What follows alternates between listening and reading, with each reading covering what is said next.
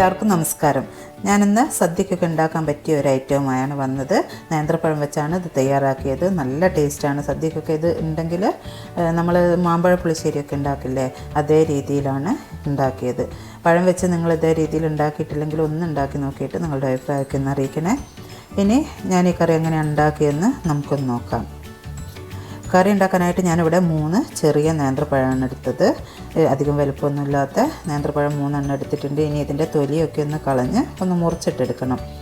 ഇതേ രീതിയിലാണ് ഞാൻ മുറിച്ചിടുന്നത്. ഓരോ പഴവും ഇങ്ങനെ നടുവും മുറിച്ചിട്ട് 4 കഷ്ണമാക്കിയിട്ടാണ് മുറിച്ചിട്ടത്. പഴവും നിങ്ങൾക്കിഷ്ടമുള്ള ഏത് രീതിയിൽ വേണമെങ്കിലും മുറിച്ചിടട്ടോ. എനിക്ക് ഇതേപോലെ മുറിച്ചിട്ടതാണ് ഇഷ്ടം, അതുകൊണ്ട് ഞാൻ ഇതേ രീതിയിൽ മുറിച്ചിട്ടെന്ന് മാത്രം.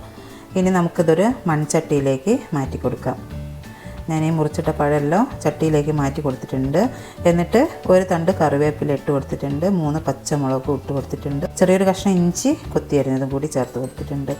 എന്നിട്ട് 1/2 ടീസ്പൂൺ മഞ്ഞൾപ്പൊടി, 1/2 ടീസ്പൂൺ മുളക് പൊടിയും ആവശ്യത്തിന് ഉപ്പും ചേർത്ത് കൊടുത്ത ശേഷം വേവാൻ ആവശ്യമായ വെള്ളം കൂടി ഒഴിച്ച് കൊടുക്കുന്നുണ്ട്. പഴം ആയതുകൊണ്ട് കൂടുതൽ വെള്ളമൊന്നും ഒഴിക്കേണ്ട, പെട്ടെന്ന് വെന്ത് കിട്ടും. അതുകൊണ്ട് കുറച്ച് വെള്ളം മാത്രം ഒഴിച്ച് കൊടുത്താൽ മതി. ഇനി ഇത് ഞാൻ അടുപ്പത്തേക്കൊന്ന് വെച്ച് കൊടുത്തിട്ടുണ്ട്. വേകുമ്പോഴേക്ക് അരപ്പൊക്കെ ഒന്ന് റെഡിയാക്കുക. അതിനായിട്ട് 4 ടേബിൾ സ്പൂൺ തേങ്ങയിലേക്ക് 3 പച്ചമുളകും 5 ചെറിയുള്ളിയും 1 തണ്ട് കറിവേപ്പില 1/4 ടീസ്പൂൺ ജീരകം ഇട്ട് നല്ല പേസ്റ്റ് പോലെ അരച്ചിട്ടുണ്ട്. അരയ്ക്കുമ്പോഴേക്ക് നമ്മുടെ പഴമൊക്കെ ഇവിടെ നല്ലോണം വെന്തിട്ടുണ്ട് കേട്ടോ. ഇനി നമുക്കിതിലേക്ക് ഈ അരപ്പൊക്കെ ഒന്ന് ചേർത്ത് കൊടുക്കാം. നിങ്ങൾക്ക് ഓരോരുത്തർക്കും കറിക്ക് എത്ര തിക്നെസ് വേണമെന്ന് വെച്ചാൽ അതിനനുസരിച്ച് വെള്ളം ചേർത്ത് കൊടുക്കട്ടോ. ഞാനിതിപ്പോൾ കുറച്ച് കട്ടിക്കാണ് ഉണ്ടാക്കുന്നത്, അതുകൊണ്ട് വെള്ളമൊന്നും അധികം ചേർത്തിട്ടില്ല. ഇനി കുറച്ച് കറിവേപ്പില കൂടി ചേർത്തിട്ടുണ്ട്. അതിലേക്ക് 1 ടീസ്പൂൺ ചീകി വെച്ച ശർക്കര കൂടി ചേർത്ത് കൊടുത്തിട്ടുണ്ട്. എന്നിട്ട് നല്ലോണം ഇളക്കി കൊടുത്ത ശേഷം ഇതൊന്ന് തിളയ്ക്കാനായി വെക്കുന്നുണ്ട്. കറി ഒന്ന് നമുക്ക് ഈ സമയത്ത് ഉപ്പോ എരിവോ എന്തെങ്കിലും വേണമെങ്കിൽ ചേർത്ത് കൊടുക്കട്ടോ. ഇതിനിപ്പോൾ എല്ലാം ആവശ്യത്തിനുണ്ട്. ഉപ്പ് എരിവൊക്കെ പാകത്തിനാണുള്ളത്. ഞാനിതൊന്ന് അടച്ച് വെച്ച് കൊടുത്തിട്ടുണ്ട്. ഇപ്പം നമ്മുടെ കറിയൊക്കെ നല്ലോണം പാകമായി വന്നിട്ടുണ്ട്. അതിലേക്ക് ഇനി ഞാൻ മോരാണ് ഒഴിച്ച് കൊടുക്കുന്നത്. കട്ടിയുള്ള മോര് 1.5 കപ്പ് ഒഴിച്ച് കൊടുത്തിട്ടുണ്ട്. എന്നിട്ട് നല്ലോണം ഒന്ന് ഇളക്കി കൊടുക്കുന്നുണ്ട്. ഒരു 2-3 മിനിറ്റ് നേരം നമുക്ക് ഇതേ രീതിയിലൊന്ന് ഇളക്കി കൊടുക്കുക. തിള വരണ്ട, അതിൻ്റെ മുന്നേ തന്നെ നമുക്ക് ഗ്യാസ് ഓഫ് ചെയ്ത് ഇത് മാറ്റി വെക്കാം. ഇതിപ്പം പാകമായിട്ടുണ്ട്. ഇനി ഞാനിതിന് വേണ്ട വറവ് റെഡിയാക്കുകയാണ്. അതിനൊരു ചെറിയ പാത്രം അടുപ്പത്ത് വെച്ച് അതിലേക്ക് വെളിച്ചെണ്ണ ഒഴിച്ച് കൊടുത്തിട്ടുണ്ട്. എപ്പോഴും വെളിച്ചെണ്ണയാണ് നാടൻ കറിക്ക് നല്ലത്.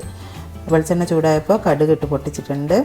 അതിലേക്ക് കുറച്ച് ഉലുവ കൂടി ചേർത്ത് കൊടുത്തിട്ടുണ്ട്. പിന്നെ ചെറിയുള്ളിയാണ് ചേർത്ത് കൊടുത്തത്. ചെറിയുള്ളിയൊക്കെ നല്ലോണം ചുവന്ന് വരുമ്പോഴാണ് ഞാൻ വറ്റൽമുളക് ഇട്ട് കൊടുത്തത്. വറ്റൽമുളക് ആദ്യം ഇട്ട് കൊടുത്താലും കുഴപ്പമൊന്നുമില്ല.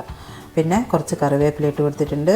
1 നുള്ള് മുളക് പൊടി ഇട്ടിട്ടുണ്ട്. അതുപോലെ തന്നെ കുറച്ച് പൊടിച്ച ഉലുവ കൂടി ചേർത്തിട്ടുണ്ട്. എന്നിട്ട് നല്ലോണം ഒന്ന് ഇളക്കി മൂപ്പിച്ച ശേഷം നമ്മൾ റെഡിയാക്കി വെച്ച കറിയിലേക്ക് ഒഴിച്ച് കൊടുക്കാം.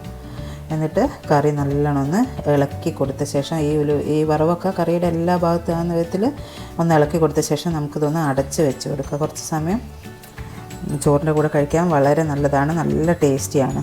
നിങ്ങളെല്ലാവരും ഇതുപോലെ ഉണ്ടാക്കി നോക്കിയിട്ട് നിങ്ങളുടെ അഭിപ്രായമൊക്കെ ഒന്ന് അറിയിക്കണേ. അതുപോലെ നിങ്ങൾക്ക് ഈ വീഡിയോ ഇഷ്ടമായാലൊന്ന് ലൈക്ക് ചെയ്യാനും നിങ്ങളുടെ ഫ്രണ്ട്സിനും റിലേറ്റീവ്സിനൊക്കെ ഒന്ന് ഷെയർ ചെയ്ത് കൊടുക്കാനും മറന്നു പോകരുത്. സബ്സ്ക്രൈബ് ചെയ്യാതെ ആരെങ്കിലും കാണുന്നുണ്ടെങ്കിൽ ഒന്ന് സബ്സ്ക്രൈബ് കൂടി ചെയ്യണം. നമുക്ക് മറ്റൊരു അടിപൊളി വീഡിയോയുമായി വീണ്ടും കാണാം.